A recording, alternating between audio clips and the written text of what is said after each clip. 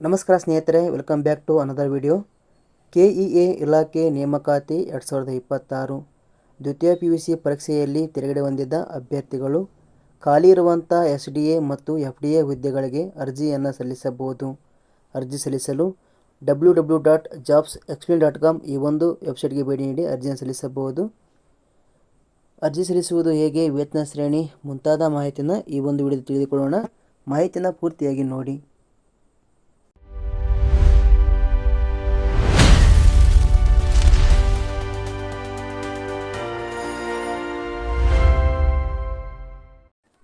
KEA ಇಲಾಖೆಯ SDA ಮತ್ತು FDA ಹುದ್ದೆಗಳಿಗೆ ಅರ್ಜಿ ಸಲ್ಲಿಸಲು ಬಯಸುವ ಅಭ್ಯರ್ಥಿಗಳು ಗೂಗಲ್ನಲ್ಲಿ ಜಾಬ್ಸ್ ಎಕ್ಸ್ಪ್ಲೇನ್ ಎಂದು ಟೈಪ್ ಮಾಡಿ.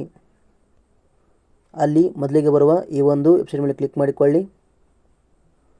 ಇಲ್ಲಿ ನಿಮಗೆ KEA, FDA, SDA ಹುದ್ದೆಗಳಿಗೆ ಸಂಬಂಧಿಸಿದ ಒಂದು ಆರ್ಟಿಕಲ್ ಓಪನ್ ಆಗುತ್ತೆ.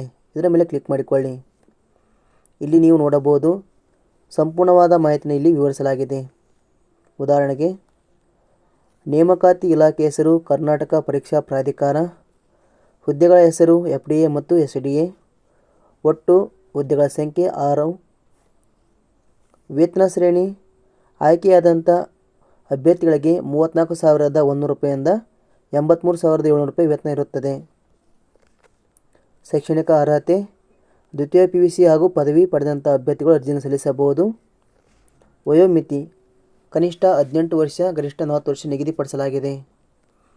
ಅರ್ಜಿ ಶುಲ್ಕ ಸಾಮಾನ್ಯ ವರ್ಗದವರಿಗೆ 750 ರೂಪಾಯಿ, 2A, 2B, 3A, 3B ವರ್ಗದವರಿಗೆ 750 ರೂಪಾಯಿ, ಪರಿಶಿಷ್ಟ ಜಾತಿ ಮತ್ತು ಪಂಗಡ ವರ್ಗದವರಿಗೆ 500 ರೂಪಾಯಿಯನ್ನು ನಿಗದಿಪಡಿಸಲಾಗಿದೆ.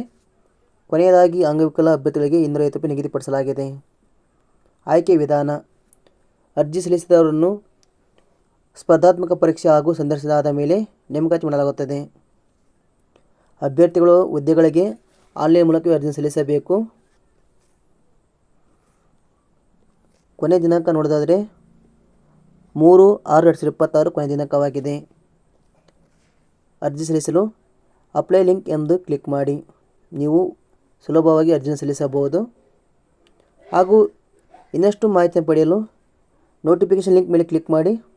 ಇದು ಸಂಬಂಧಿಸಿದ ಒಂದು PDF ಓಪನ್ ಆಗುತ್ತೆ. ಇದರಲ್ಲಿ ನೀವು ಸಂಪೂರ್ಣ ಮಾಹಿತಿ ತಿಳಿದುಕೊಳ್ಳಬಹುದು. ಈ ಮಾಹಿತಿ ಇಷ್ಟ ಆಯಿತು ಲೈಕ್ ಮಾಡಿ, ಆದಷ್ಟು ಎಲ್ಲರಿಗೂ ಶೇರ್ ಮಾಡಿ. ಧನ್ಯವಾದಗಳು.